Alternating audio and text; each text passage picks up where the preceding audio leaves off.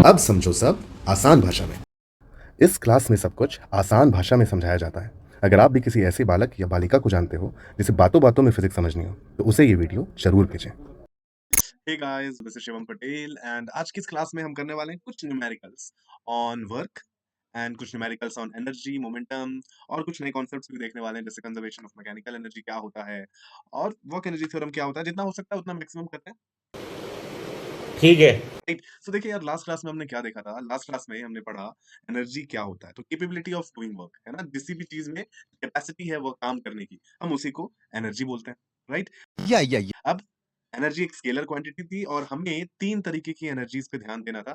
Potential energy, kinetic energy और mechanical energy. Right, तो potential energy कौन सी एनर्जी होती थी?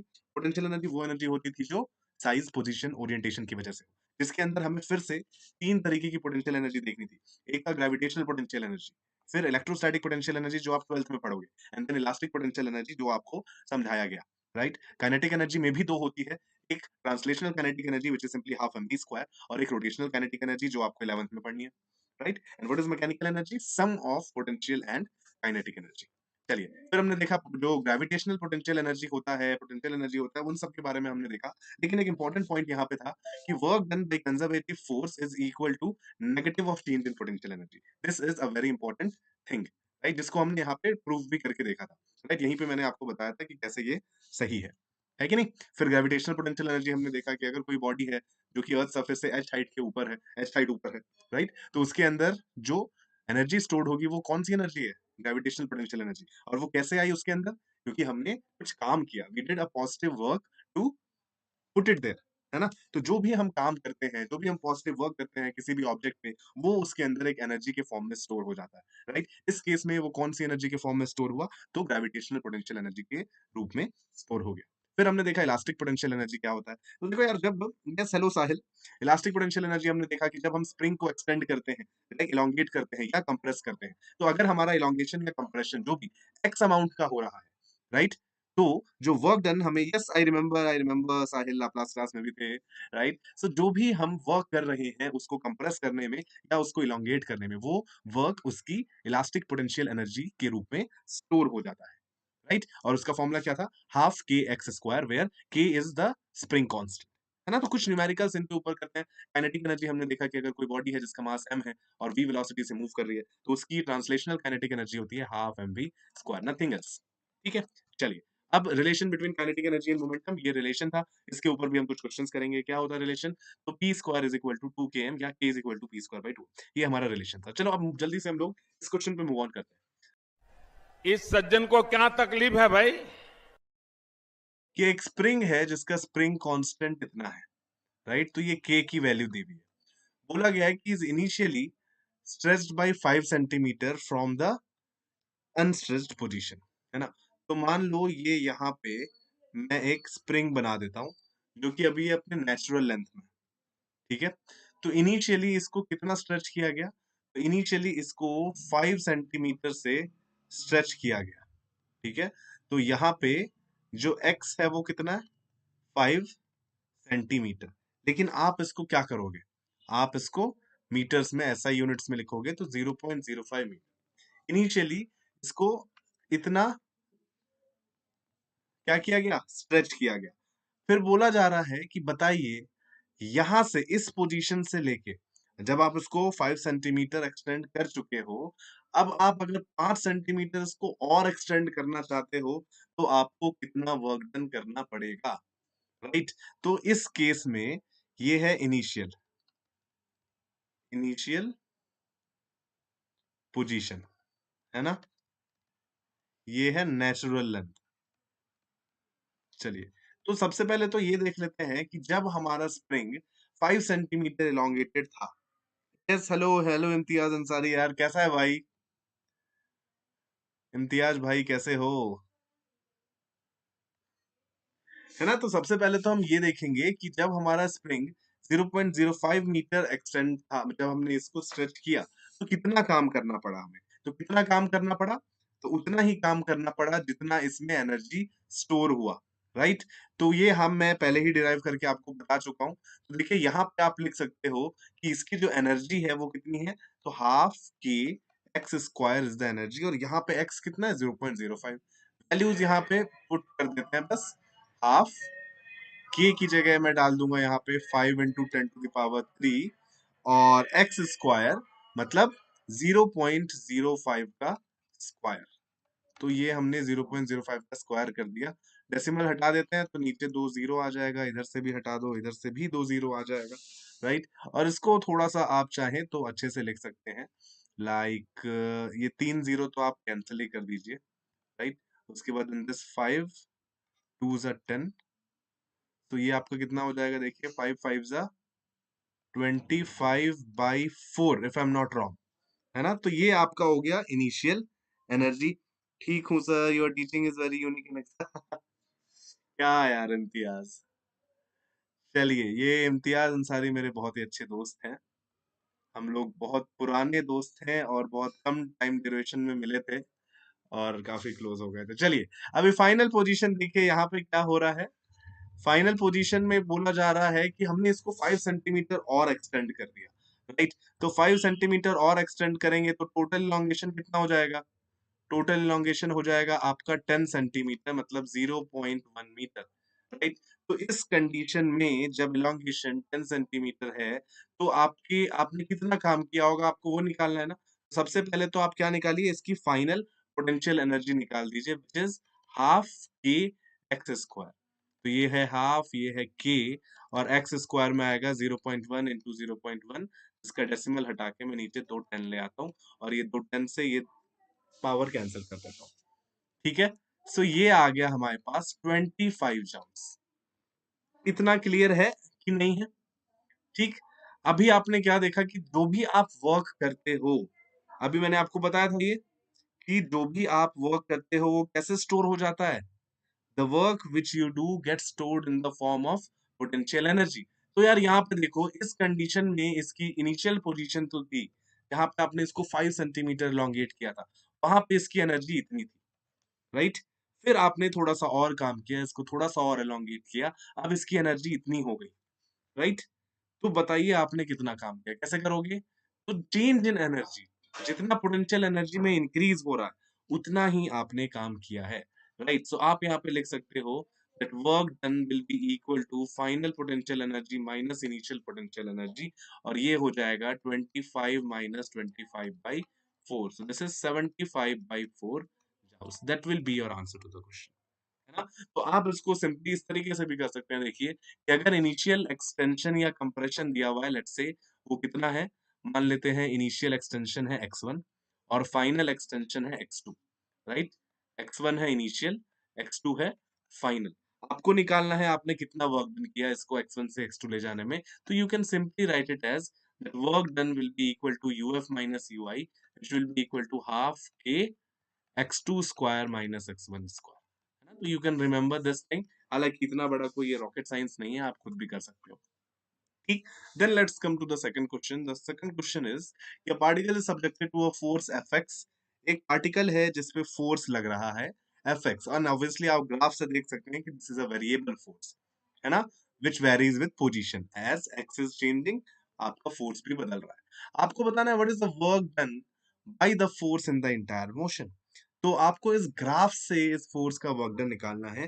क्या कोई है जो मुझे बता सकता है यहाँ पे आंसर, कहाँ गए यार साहिल तुम।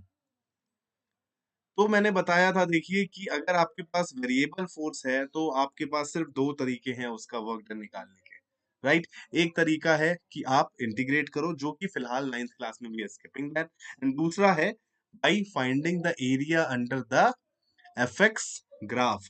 फोर्स और डिस्प्लेसमेंट का जो ग्राफ है उसके नीचे का area, the area under the FX graph will give you what, that will give you the work, right. So we know that, मैं स्टेटमेंट लिख देता हूं नए स्टूडेंट्स के लिए, we know that area under FX graph gives you what, gives us displacement, sorry gives us work done, है ना। सो आपको क्या निकालना है, बस इस ग्राफ के नीचे का एरिया, मतलब इस पूरे मोशन में कौन सा हमने यहाँ पे 0 से लेके 12 तक ही मूव किया है। तो ध्यान रखिएगा, अगर वो आपको ये भी बोले कि find the, it's okay Sahil, it's okay. अगर आपसे ये भी बोला जाए क्वेश्चन में कि find the work done when particle is going from x is equal to 0 to x is equal to 16, right? तो आप क्या करोगे? अभी आपका ग्राफ इतना ही है, राइट? तो आपका किसी भी केस में बस यही एरिया आएगा। जो भी वर्क डन हुआ है वो 0 से लेके 12 के बीच में ही हुआ है, तो इसीलिए okay okay, it's okay, lunch कर लो, लंच कर लो, राइट? सो आपने जो भी इस एफएक्स ने वर्क किया है वो कहां से कहां तक के बीच में किया है? सिर्फ 0 से 12 मीटर के बीच में किया है, उसके बाद कोई भी काम नहीं हुआ है। इतना क्लियर है? तो आप सिंपली निकालोगे the area is area of this trapezium. क्या होता है फॉर्मूला एरिया ऑफ ट्रेपेजियम का? तो ये होता है 1/2 into sum of parallel sides. तो ये एक जो पैरेलल साइड है इसका लेंथ कितना है देखो, तो ये है 4 से लेके 10 तक 6, और जो दूसरा पैरेलल साइड है उसका लेंथ है 12 into the distance between them. The distance between them is 3। समझ आया? तो ये आपके पास क्या आ गया देखिए, 18 into 3 by 2, 2 9 the 18, so this is 27, right? और ये एरिया है which gives us the work, so the unit you should put is joule. समझ आया? तो आपको अगर एफएक्स ग्राफ दिया हुआ होगा तो आप इस तरीके से वर्क डन निकालोगे। अगर आपसे पूछा जाता, मान लीजिए कि कितना वर्क डन किया इस फोर्स ने फ्रॉम फ्रॉम लेट्स से x is equal to 0 to x is equal to 4, इस केस में आप क्या करते? Yes, very good Sahil, very good. इस केस में आप क्या करते? तो आप सिर्फ 0 से 4 तक के बीच का जो एरिया है, ये वाला एरिया आप सिंपली ये निकाल देते, और ये एरिया कितना होता है? सिंपली 1/2 इंटू बेस है आपका 4 और हाइट है आपका 3, ये हो जाता है आपका 6 जूल। समझ आ रहा है आप लोगों को? कूल कूल, साहिल को समझ आ रहा है। चलिए नेक्स्ट क्वेश्चन देखिए, यहाँ पे बहुत बेसिक सा क्वेश्चन है, इसको दोनों तरीके से करके दिखाऊंगा मैं जिससे कॉन्सेप्ट क्लियर हो, राइट? तो क्वेश्चन है कि एक ब्लॉक है 5 केजी का, जो कि एक इंक्लाइन प्लेन पे स्लाइड कर रहा है, इंक्लिनेशन है 30 डिग्री। दिस इज डिग्री ना, डिग्री का सिंबल मुझे नहीं मिल रहा था इसलिए मैंने ये लगा दिया। तो देखो, ये आपका इंक्लाइन प्लेन है, ये एंगल 30 डिग्री है, और एक ब्लॉक है स्लाइड कर रहा है इस पे, और कितनी दूर स्लाइड कर रहा है? तो 10 मीटर, ठीक है? अच्छा, आपने आंसर बताया, वेरी नाइस, देखते हैं। अच्छा, ये आपने पिछले वाले का आंसर बताया। ओके, हाँ, सही बोला आपने। तो ये ब्लॉक है, इसका मास कितना दिया हुआ है? 5 केजी। ये स्लाइड कर रहा है और ये लेंथ है आपका 10 मीटर, ठीक है? हमें बताना है what is the work done by gravity. तो दो तरीके हैं, राइट? दोनों तरीके से एक बार समझ लेते हैं। पहला तरीका देख लेते हैं। सो इसको क्या लिखूं? मेथड 1, ठीक है? हमें वर्क डन बाय ग्रेविटी निकालना है। तो देखो, ग्रेविटेशनल फोर्स किस डायरेक्शन में रहता है? Downward, vertically downward. It is, है ना, वर्टिकली डाउनवर्ड होता है ना, और फोर्स कितना है? 50 न्यूटन mg, यही होता है ग्रेविटेशनल फोर्स। तो यार देखो, हमें यहाँ पे क्वेश्चन में ये लेंथ दिया हुआ है 10 मीटर, ठीक? हमें पता है कि फोर्स जो लग रहा है वो डाउनवर्ड डायरेक्शन में, ग्रेविटेशनल फोर्स। हाँ, इजी ही है, ये इजी मेथड ही बता रहा हूँ। तो देखो, दोनों इजी है यार, इसमें इतना बेसिक क्वेश्चन है, इसमें इजी और हार्ड क्या होता है? देखो, तो ग्रेविटेशनल फोर्स लग रहा है 50 न्यूटन का। अगर हमें ये पता लग जाए कि फोर्स के डायरेक्शन में कितना डिस्प्लेसमेंट हुआ है, तो हम निकाल सकते हैं ना कि देखो यार, फोर्स लग रहा है नीचे की डायरेक्शन में, और नीचे की डायरेक्शन में कितना डिस्प्लेसमेंट हुआ है, आप वो निकाल दो, तो simply you can find the work done by force into displacement, right? Force हमें पता है, तो हमें अगर ये हाइट पता लग जाए तो हम निकाल सकते हैं कि नहीं निकाल सकते? समझ आ रहा है जो मैं बोलना चाह रहा हूँ? किसी भी फोर्स का वर्क डन आप कैसे निकालते हो? फोर्स इनटू, फोर्स को मल्टीप्लाई करते हो आप the distance in the direction of force, यही करते हैं ना आप? तो यहाँ पे देखिए, हम ये निकालने की कोशिश करते हैं, इसको हम करेंगे ट्रिग्नोमेट्री से। हमें वो डिस्टेंस चाहिए ना, देखो, तो ये हमारा ट्राइंगल है जिसमें ये लेंथ है 10, राइट, और ये एंगल है 30 डिग्री। हमें निकालना है ये, तो हम क्या यूज कर सकते हैं? यहाँ पे देखिए, हमें परपेंडिकुलर निकालना है, हाइपोटेन्यूज गिवन है, so we can use sine theta. We know that sine 30 is equal to perpendicular by hypotenuse, और साइन 30 की वैल्यू कितनी होती है? तो साइन 30 की वैल्यू होती है 1/2, पुट कर दो। तो यहां से आपके पास क्या है? x इज इक्वल टू 5, मतलब ये है आपका 5। तो आप सिंपली निकाल सकते हो, देखो, work done by gravity, work done by gravity is equal to, क्या करोगे आप करोगे gravitational force mg into the displacement in that direction which is 5। तो ये हो जाएगा 50 इंटू 5, 250 न्यूटन, 250 जॉल्स। समझ आया? ये तो एक तरीका हुआ। ये तरीके, इसमें हमने क्या किया है, हमने फोर्स के डायरेक्शन में डिस्प्लेसमेंट निकाला है और उन दोनों को मल्टीप्लाई किया है। इतना क्लियर हुआ कि नहीं हुआ? फोर्स के डायरेक्शन में डिस्प्लेसमेंट निकाला है एंड देन उसको मल्टीप्लाई किया है। ठीक, ये आपको समझ आ गया होगा। अब मूव ऑन करते हैं मेथड 2 पे। यहाँ पे कुछ इरेज कर देता हूँ। यस यस, वेरी गुड साहिल। ठीक है, इसको मैं थोड़ा सा इरेज कर देता हूँ और सेकंड मेथड पे चलते हैं। राइट, ये तो आसान है, सभी आसान है यार, ऐसे कोई परेशानी वाली बात ही नहीं है। ठीक है, मेथड 2, धीरे धीरे हम लोग अच्छे क्वेश्चंस भी करेंगे, सो बी विथ अस। तो सारी चीजें आपको अच्छे लेवल तक समझ आएगी। अभी तो पहली क्लास है जिसमें हम न्यूमेरिकल्स कर रहे हैं, तो इसलिए थोड़ा स्लो कर रहे हैं। चलो, दूसरे तरीके से कैसे कर सकते हैं हम लोग, देखो वर्क डन ही तो निकालना है ना। तो यार यहाँ पे देखो, ये बॉडी है, राइट, एम मास की, इसका कुछ भी मास हो, 5 दिया हुआ है, हम इसको यूज करेंगे बाद में। तो mg किस डायरेक्शन में लग रहा है? mg लगता है नीचे।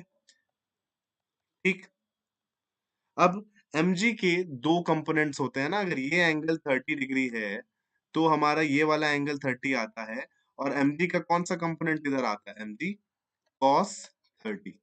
और इस डायरेक्शन में mg का साइन कंपोनेंट आता है, mg sin 30, है कि नहीं? तो इस mg को हमने इसके दो कंपोनेंट्स में डिवाइड किया, mg sin 30 और mg cos 30। ठीक, अब एक बात बताओ, इस बॉडी का जो डिस्प्लेसमेंट हो रहा है, अगर आप देखो इसके ऊपर, तो ये बॉडी जो जिस डायरेक्शन में मूव कर रही है वो ये है, ऐसे मूव कर रही है। ठीक, तो बताओ mg cos 30 कुछ काम कर रहा होगा क्या? mg cos 30 और डिस्प्लेसमेंट के बीच का एंगल कितना है? 90 डिग्री, राइट। अगर फोर्स और डिस्प्लेसमेंट के बीच का एंगल 90 डिग्री हो तो वो वर्क डन करता है क्या? उसका वर्क डन कितना हो जाता है? Work done is equal to F S cos theta. अगर थीटा 90 डिग्री हो जाएगा तो कॉस 90 आपका कितना हो जाएगा? 0 हो जाएगा। तो वर्क डन भी आपका 0 हो जाएगा, है कि नहीं? तो इसका मतलब ये जो mg cos 30 है, जिसके लिए डिस्प्लेसमेंट और फोर्स के बीच का एंगल 90 डिग्री है, तो इसलिए क्या होगा? ये कुछ भी वर्क डन नहीं कर रहा है। This is not doing any work. Very good Sahul, Sahil, this is not doing any work. तो वर्क कौन कर रहा है? mg sin थीटा कर रहा है, राइट। सो यहां पे हम लिखते हैं कि work done bye mg sin theta, है ना। Work done bye mg, mg sin theta actually mg का ही तो कंपोनेंट है। इसका वर्क डन आप कैसे निकालोगे? तो फोर्स इनटू डिस्प्लेसमेंट। यहाँ पे फोर्स कितना है? mg sin 30। डिस्प्लेसमेंट कितना है? तो ये लेंथ है, ये जो कि 10 दिया हुआ है क्वेश्चन में, पुट कर दो। mg sin 30, देखिए mg हो गया 50, sin 30 हो गया 1/2, और ये है आपका 10, राइट। सो फिर से आपका आंसर तो खैर वही आना है, देखिए 250। क्लियर हुआ या नहीं हुआ? जल्दी से बताइए। हालांकि आप ये वाला यूज करो, पहला मेथड सिंपल है बहुत, कि mg के डायरेक्शन में, mg के डायरेक्शन में कितना डिस्प्लेसमेंट हो रहा है, बस आपको उससे मतलब है। ठीक है, समझ आया या नहीं आया? जल्दी से मुझे कमेंट करके बता दीजिएगा समझ आया या नहीं आया। ठीक है, फिर हम लोग मूव ऑन करते हैं नेक्स्ट क्वेश्चन पे। आई गेस समझ आ ही गया होगा। ठीक है, चलिए नेक्स्ट क्वेश्चन है हमारे पास कि दो मासेस हैं m1 एंड m2। इसको ऐसा करते हैं ना, m1 एंड m2 बना देते हैं। ठीक है, मान लो ये m1 है और ये m2 है, जनरल एक निकालते हैं। ठीक है, so there are two masses m1 and m2 are moving with equal kinetic energy. Question के अकॉर्डिंग दोनों की काइनेटिक एनर्जी क्या है? सेम है। आपको बताना है कि उनकी लीनियर मोमेंटम का रेशो क्या होगा, है ना। सो अकॉर्डिंग टू क्वेश्चन क्या बोल सकते हैं हम? काइनेटिक एनर्जी सेम है, तो हमें नहीं पता। देखो, तो मान लो ये पहली बॉडी है जिसका मास m1 है, वेलोसिटी v1 है। ठीक, ये दूसरी बॉडी है जिसकी मास m2 है और वेलोसिटी v2 है। ठीक, तो इसका काइनेटिक एनर्जी कितना होगा? ke1, ये होगा हाफ m1 v1 स्क्वायर। हालांकि हमें ये लिखने की जरूरत नहीं है, मान लो ये है कितना? ये के इक्वल है, राइट। और इसकी काइनेटिक एनर्जी भी कितनी होगी, ये होगी हाफ m2 v2 स्क्वायर, और ये भी के इक्वल है, क्योंकि क्या है, अकॉर्डिंग टू द क्वेश्चन ये दोनों काइनेटिक एनर्जीज सेम है, राइट। हमसे पूछा गया है कि उनके लीनियर मोमेंटम का रेशो क्या होगा। अब लीनियर मोमेंटम क्या होता है, रिलेशन याद है आप लोगों को? देखो, फर्स्ट वाले का लीनियर मोमेंटम होगा m1v1, सेकंड वाले का लीनियर मोमेंटम होगा m2v2, इनका रेशो निकालना है हमें, right. Yes Manoj Kumar, hello and welcome to my class. अभी देख लेते हैं, लेकिन हमें रिलेशन हमने लास्ट क्लास में पढ़ा था कि काइनेटिक एनर्जी एंड मोमेंटम में रिलेशन क्या था। क्या था वो रिलेशन? वो था p square is equal to 2km। ये रिलेशन था, याद दिलाऊं, देखो यहाँ पे हमने डिराइव किया है, p square is equal to 2km। इसी से हम यहाँ पे अपना काम करने वाले हैं, है ना। ये रिलेशन था, तो हम यहाँ से लिख सकते हैं, देखो कि kinetic energy is equal to p square by 2m। समझ आया आप लोगों को? तो फॉर फर्स्ट बॉडी के लिए आप क्या लिखोगे काइनेटिक एनर्जी? फर्स्ट बॉडी के लिए आप काइनेटिक एनर्जी लिखोगे p1 square by 2m1, right. और सेकंड बॉडी के लिए, नहीं नहीं, ये आंसर गलत है भाई आपका साहिल। देखिए, फर्स्ट बॉडी के लिए काइनेटिक एनर्जी आप लिखोगे p1 square by 2m1, second body के लिए आप काइनेटिक एनर्जी लिखोगे p2 स्क्वायर बाई 2m2, और अकॉर्डिंग टू द क्वेश्चन ये दोनों काइनेटिक एनर्जीज क्या हैं, इक्वल हैं, राइट। अगर ये दोनों काइनेटिक एनर्जीज इक्वल है तो देखिए 2 2 तो यहाँ से कैंसिल हो जाएगा। आपसे पूछा गया है p1 बाई p2 कितना है, राइट। तो यहाँ से आप देखिए p1 square by p2 square कितना आ रहा है आपके पास, ये आ रहा है m1 बाई m2। आपसे पूछा क्या गया है, p1 बाई p2, तो आप दोनों तरफ क्या लेंगे, अंडर रूट, तो p1 by p2 will be equal to under root of m1 by m2, right. तो ये तो हो गया हमारा जनरल इक्वेशन, है कि नहीं। अब यहाँ पे क्वेश्चन अगर हम सॉल्व करना चाहें तो यहाँ पे मासेस दिए हुए हैं, यहाँ पे m1 1 है, m2 9 है, तो ये हो जाता है अंडर रूट 1/9, और आंसर आता है आपका 1/3। समझ आया? It's okay Sahil, calculation mistake होती है, नेक्स्ट टाइम ध्यान देना। तो आपका सॉल्यूशन देखो यहाँ से स्टार्ट हो रहा है, बस इतना सा ही है, एज दे टोल्ड कि k1 is equal to k2, फिर आपने बस वो रिलेशन लगाया जो हमने डिराइव किया था, दिस रिलेशन। क्लियर है? यस, रीचेक करो यार, रीचेक करो, कोई नहीं, ये समझ आ गया होगा, है ना। यस, 1:3 इज द आंसर, सही बोल रहे हो साहिल। आ गया आपका भी ना। इस क्वेश्चन के लिए 1:3 है, लेकिन जनरल में under root m1 by m2, whatever is the given quantity in the question, है ना। क्वेश्चन में कुछ भी दे सकते हैं m1 m2 की वैल्यू, तो जो भी होगा under root m1 by m2 होगा आपका रेशियो ऑफ मोमेंटम। इसी तरीके का दूसरा क्वेश्चन करोगे, इसी तरीके का दूसरा क्वेश्चन करो, देखो ये क्या क्वेश्चन है। वेलकम वेलकम साहिल। ये क्वेश्चन है कि दो बॉडीज हैं, इनका एक का मास है m1, दूसरे का मास है m2, इसमें इन दोनों का गिवन है कि मोमेंटम सेम है, राइट। तो आपको बताना है कि काइनेटिक एनर्जी का रेशो क्या होगा, उल्टा हो गया सिंपली, है ना।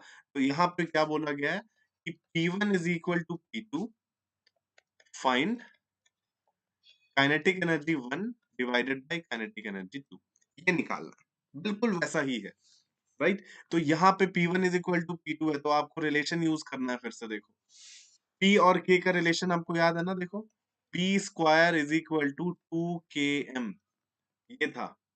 अब P1 is equal to P2 दिया हुआ है, राइट। तो P क्या होता है, P तो होता है अंडर रूट 2km, तो बस आप इक्वेट कर दो, देखो P1 कितना होगा, P1 हो जाएगा तुम्हारा अंडर रूट 2 काइनेटिक एनर्जी 1 और m1। हाँ वैसे ही है, बिल्कुल थोड़ा चेंज कर दिया गया, आंसर सेम नहीं आएगा, है ना। तो P1 क्या हो गया, अंडर रूट 2 K1 m1, और P2 क्या हो गया, अंडर रूट 2 K2 m2। कोई परेशानी इसमें, कोई परेशानी नहीं। अब आपको निकालना था K1 बाई K2, राइट। आप क्या करोगे, आप स्क्वायर कर दोगे both sides, squaring both sides, so this will become 2k1 m1 is equal to 2 m2, right. 2 cancel हो जाएगा, यहां से आएगा K1/K2 is equal to M2/M1। समझ आया कि नहीं आया, राइट? कोई परेशानी? K1/K2 will be equal to M2/M1। कुछ भी नहीं किया है हमने यार, जो दिया हुआ है वो कर दिया। P1 is equal to P2 था, हमने पुट कर दिया P1 is equal to P2 and then squaring both sides, that's it. ठीक है, चलो, मुझे पता है किसी को कोई डाउट नहीं होगा इसमें। नेक्स्ट क्वेश्चन ये है हमारा, लेकिन ये ऐसा करते हैं, ये क्वेश्चन जो है आप लोगों को अगर फ्लूइड मैकेनिक्स पढ़ा है, आपने फ्लूइड पढ़ा है क्वेश्चन, आप लोगों को आर्किमिडीज प्रिंसिपल पता है? अगर आर्किमिडीज प्रिंसिपल पता है तो इस क्वेश्चन को सॉल्व कर सकते हैं। बताओ, नहीं पता है तो चलो अभी मैं बता देता हूँ, कोई बात नहीं। अभी फ्लूइड मैकेनिक्स भी देखेंगे हम लोग, जब आएगा हमारा फ्लूइड्स वाला चैप्टर तब देखेंगे। ये क्वेश्चन करता है, एक स्टोन है जिसका मास कितना है 10 केजी। कहाँ रखा हुआ है स्टोन? तो सी बेड पे रखा हुआ है। तो मान लो ये हमारा स्टोन है जिसका मास है 10 केजी, यहाँ पे रखा गया है 5 मीटर डीप, ये रखा हुआ है ऐसे।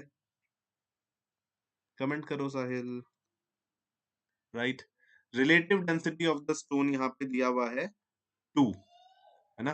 तो रिलेटिव डेंसिटी 2 है, तो बताइए इसकी डेंसिटी कितनी होगी? डेंसिटी ऑफ स्टोन,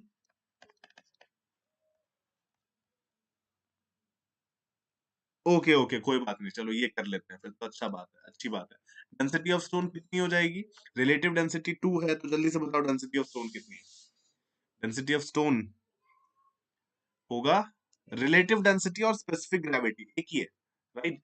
तो डेंसिटी ऑफ स्टोन हो जाएगा, जल्दी से बताओ यार, ये होगा 2 ग्राम पर सेंटीमीटर क्यूब, या केजी पर मीटर क्यूब में लिखूंगा तो क्या लिखूंगा मैं? 2000 किलोग्राम पर मीटर क्यूब, राइट?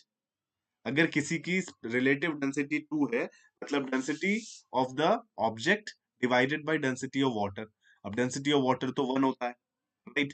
तो इसकी डेंसिटी कितनी हो गई? 2 हो गई। समझ आया कि नहीं आया? तो डेंसिटी ऑफ स्टोन इतना दिया हुआ है। अभी देखो यार, हमसे पूछा जा रहा है कि हमें 20 नहीं होगा, 20 नहीं होगा, 2 ग्राम पर centimetre cube is equal to 2000 KG पर मीटर क्यूब। ठीक है, इट्स ओके, गलतियां होती है, लेकिन देखो यहाँ पे, अब यार यहाँ से हमसे पूछा गया है कि इसको ब्लॉक, ऑब्वियसली ये जो स्टोन है इसको नीचे से ऊपर ले जाने के लिए आप क्या करोगे? आप लगाओगे फोर्स। ठीक है साहिल, अभी भी मीटर क्यूब लगाना भूल गए, तुमने मीटर स्क्वायर लगाया।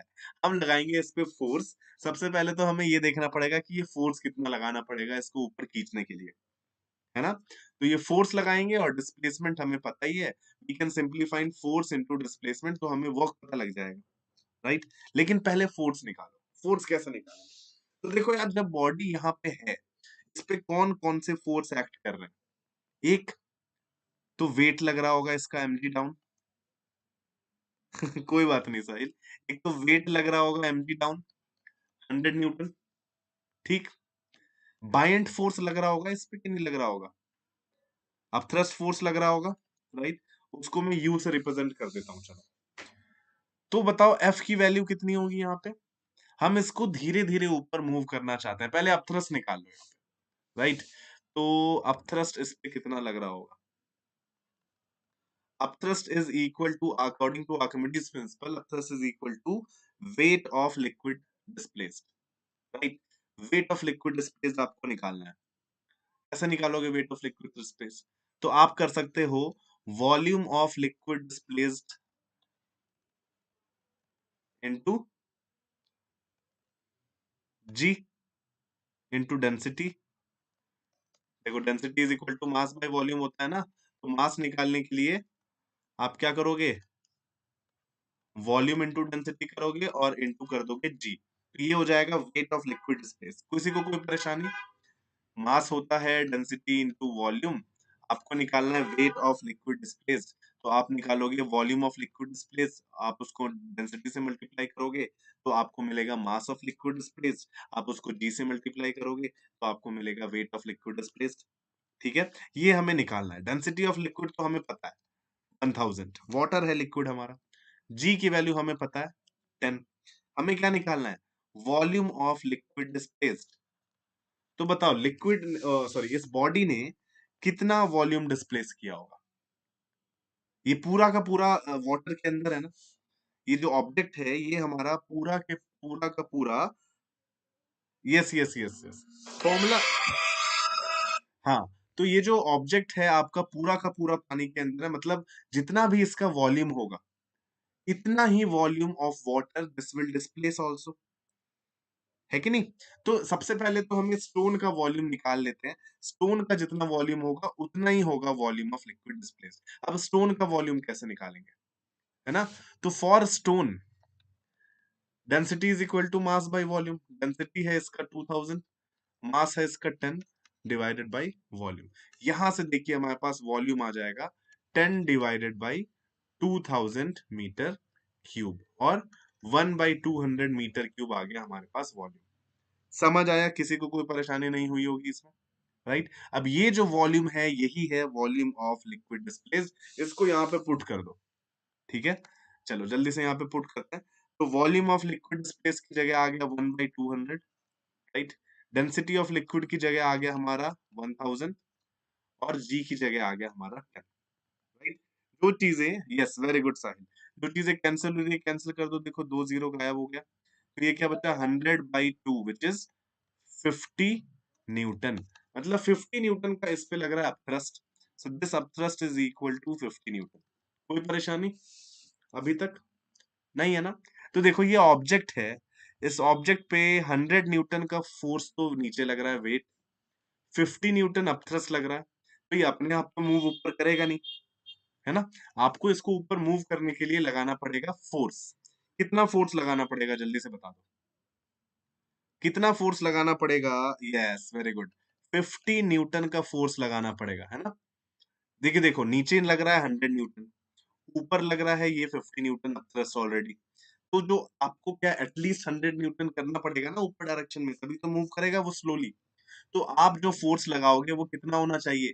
50 न्यूटन का होना चाहिए, तभी ये ऊपर की डायरेक्शन में मूव करेगा। तो अब आपका आंसर आ गया, राइट? आपको ऊपर के डायरेक्शन में कितना फोर्स लगाना पड़ रहा है वो पता लग गया, बॉडी का डिस्प्लेसमेंट कितना हो रहा है आपको वो पता लग गया। तो अब आप निकाल सकते हो work done is equal to work done by you in bringing it to the top will be equal to force into displacement. आपने लगाया फोर्स 50 का ऊपर की डायरेक्शन में, डिस्प्लेसमेंट हुआ 5 का, तो वर्क डन हो गया 50 इंटू 5 250। समझ आया कि नहीं आया? समझ आया? जल्दी से इस वीडियो को लाइक कर देना अगर समझ आया तो, इन अपने फ्रेंड्स के साथ भी शेयर करना। आई होप ये समझ तो आ ही गया होगा यार, है ना? ओके, चलिए तो मूव ऑन करें नेक्स्ट पे। एक आध क्वेश्चन और हो सकता है। चलो बहुत बढ़िया यार, साहिल तो सब पढ़ रहा है अब। ये भी देखो अच्छा क्वेश्चन है। एक लैडर है, एक सीढ़ी है, राइट? समझ गया साहिल, समझ गया, ठीक है, बहुत अच्छी बात है। क्वेश्चन बोल रहा है कि एक सीढ़ी है जिसका मास है m और लेंथ है l, वो ऐसे ऐसे फ्लोर पे रखी हुई है। तो मान लो ये आपका फ्लोर है, राइट? इस फ्लोर पे एक सीढ़ी रखी हुई है, मैं साइड व्यू दिखा रहा हूँ, राइट? तो सीढ़ी बना देता हूँ मैं, या रॉड बना दो यार, ठीक है? ये लैडर की जगह रॉड कर दो तो मेरे लिए ड्राइंग आसान हो जाएगी, राइट? सो ये आपका रॉड है, राइट?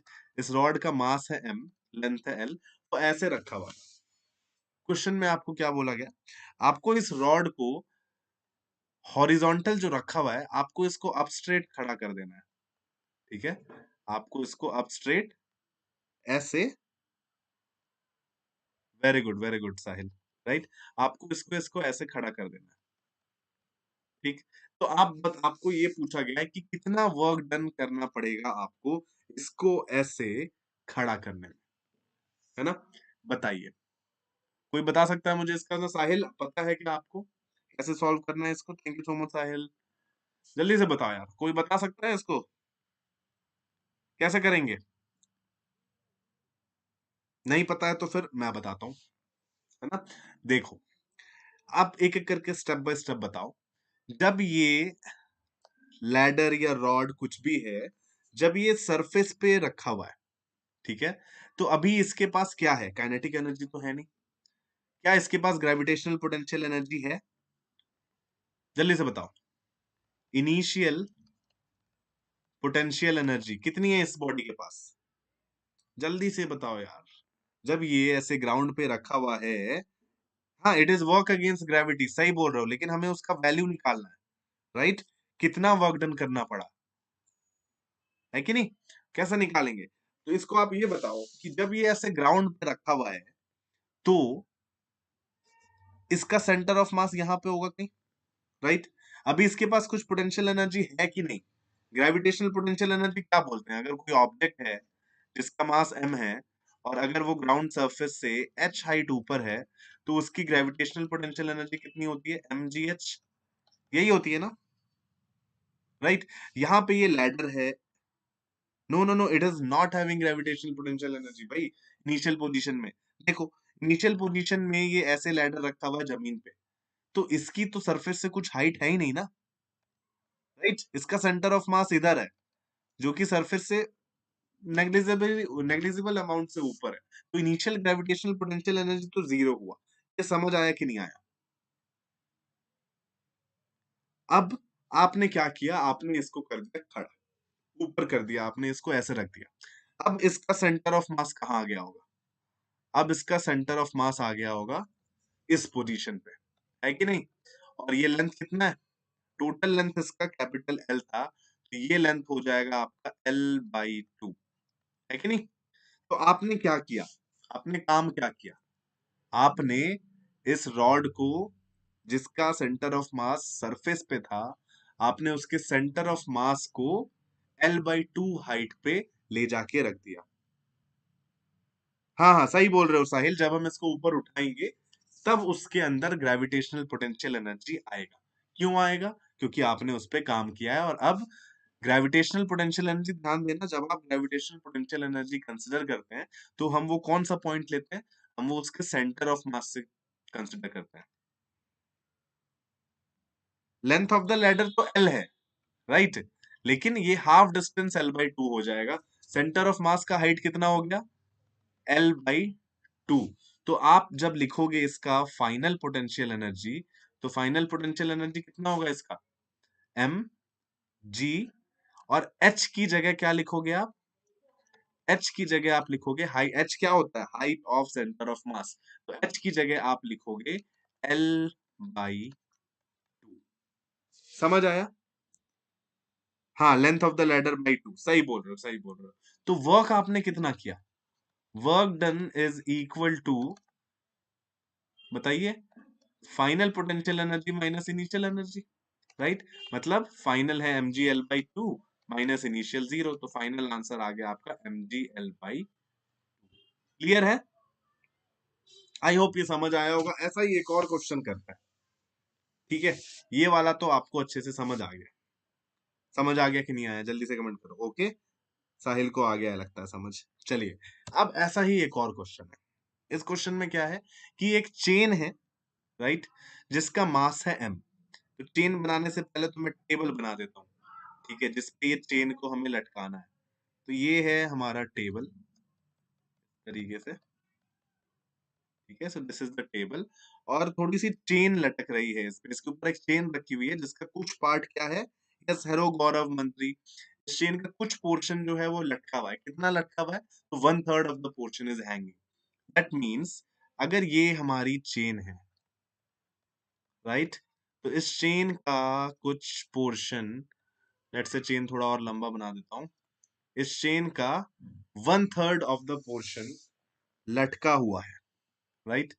कितना लटका हुआ है? 1/3। मतलब अगर इसकी लेंथ L है, राइट, अगर टोटल लेंथ इस चेन की L है, तो L/3 इज हैंगिंग।